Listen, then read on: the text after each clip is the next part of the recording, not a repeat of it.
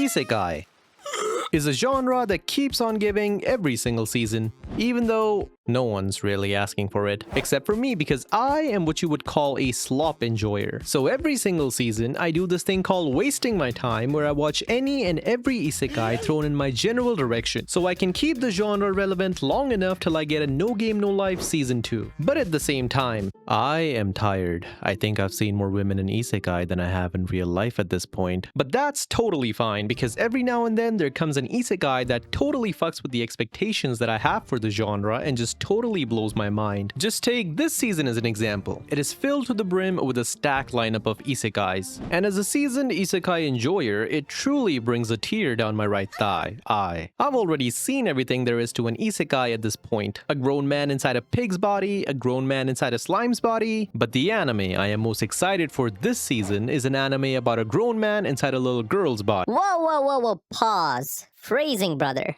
Right, my bad. Let me rephrase. It's an anime about a little girl committing war crimes.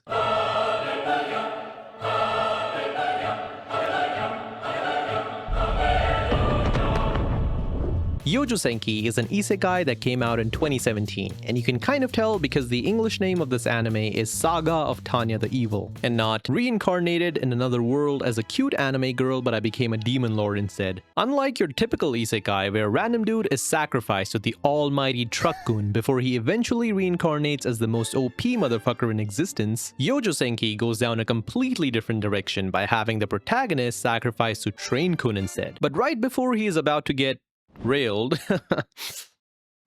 God appears before him and starts criticizing humanity's loss in faith and how he considers reincarnating faithless people a total waste of time, which is all great. But then God starts complaining about having too much work, and this dude gets seriously offended by it, which, by the way, completely valid. Like, really? We're complaining about work-life balance in front of a Japanese salaryman who's about to die after being pushed in front of a train by an idiot whose work-life balance is probably also equally fucked? Yeah, I would be pissed too. So this leads to our main guy completely rejecting God's very existence. He starts calling him Being X and starts questioning how God would fail to realize that in a world where needs are met, it's obvious that no one would turn to divinity. Basically, he's rage baiting God, and God gets rage baited, which this dude fails to take into account, and as a result, he gets sent to a world on the cusp of war, and Tanya is born. This lays down the foundation for everything that is to come in this anime. God/X versus Tanya is one of the most recurring themes on the show. Remember, Tanya in her previous life was not a loser or a social outcast. She had her life figured out. Follow the rules, reach the top, and spend the rest of her days in peace until she gets reincarnated by X. So even in this life, Tanya has a plan, and her plan is simple. Lead a safe and fulfilling life even in the middle of this war-ridden country, and as a result of it, annoy X even further. But X has God's plan, and his plan is to do whatever it takes to have Tanya pray to him. And so he does, as he influences the global stage to create a situation similar to what Tanya had talked about in her previous life. In order to get Tanya to pray to him, he goes as far as blessing a computation orb that will grant Tanya a huge burst of magical power. But in order to not die in the process of using it, she must pray to him every single time she uses it. And because Tanya is forced to pray to him, he hopes to instill the power of divinity deep within her heart. But on the other side, you have Tanya. She may not be God, but she is pragmatic, and she has knowledge from her previous life which she uses to survive in the battlefield. So she utilizes the same orb that has been blessed by X to advance her own goals of attaining that peaceful life. And each time Tanya prays, she does so without a shred of genuine devotion, leaving those around her feeling not the presence of God, but the chill of impending death.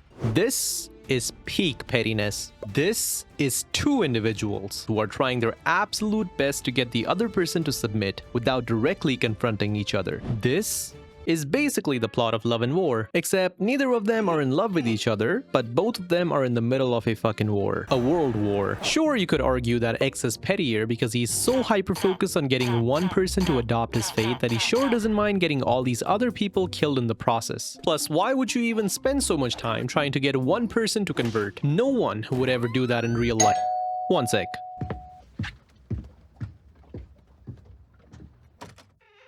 Hello, would you like to talk about our Lord and... Oh, for fuck's sake. But you gotta admit, Tanya is also equally petty, if not pettier. She refuses to acknowledge that this one person who can stop time, reincarnate people, and is constantly switching bodies, which, by the way, completely pointless. Like, stopping time and reincarnation was more than enough to establish the point that you are God. Just stick to one body, bro. It's not like Tanya was gonna... Welcome, child.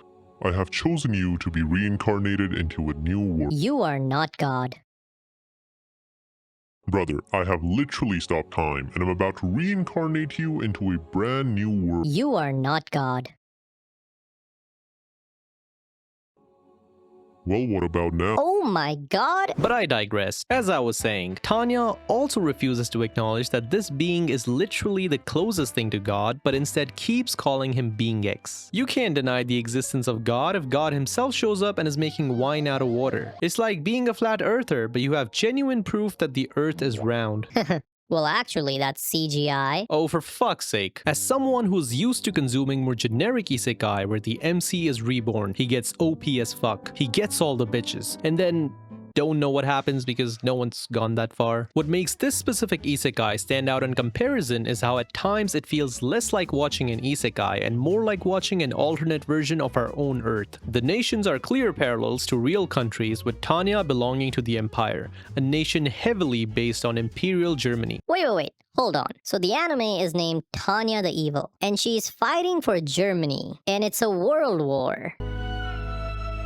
Look, I know what you're thinking. Reincarnated in another world as an Austrian paintress. And trust me, even though it feels pretty easy to make that correlation, Tanya is not supposed to be mind lolly. In the words of the author, Carlos Zen himself, the inspiration for Youjo Senki comes primarily from the First War, but it does borrow elements from the Second War as well. His reason being that he wanted to highlight the importance of the First War to the Japanese people. So the setting of Youjo Senki is a big what-if situation that presents history in a slightly different way. What if the German people united under one common state? What if the war does not end up happening till later, when people had access to more modern weaponry? What if Japan was supporting the winning side?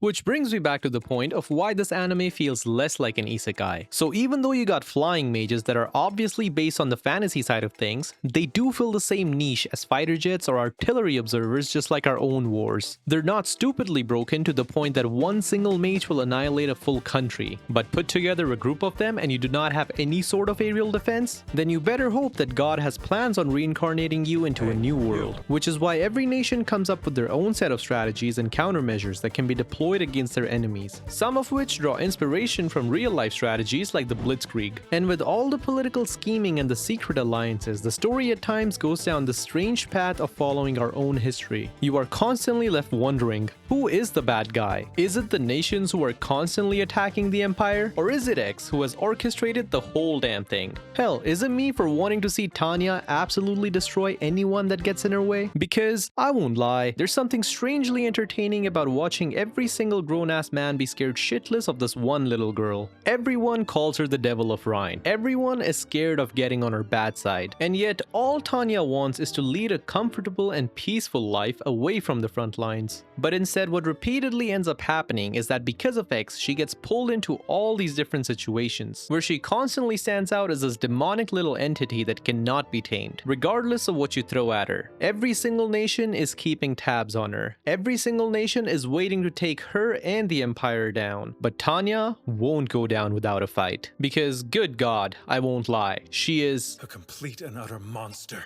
in the form of a little girl.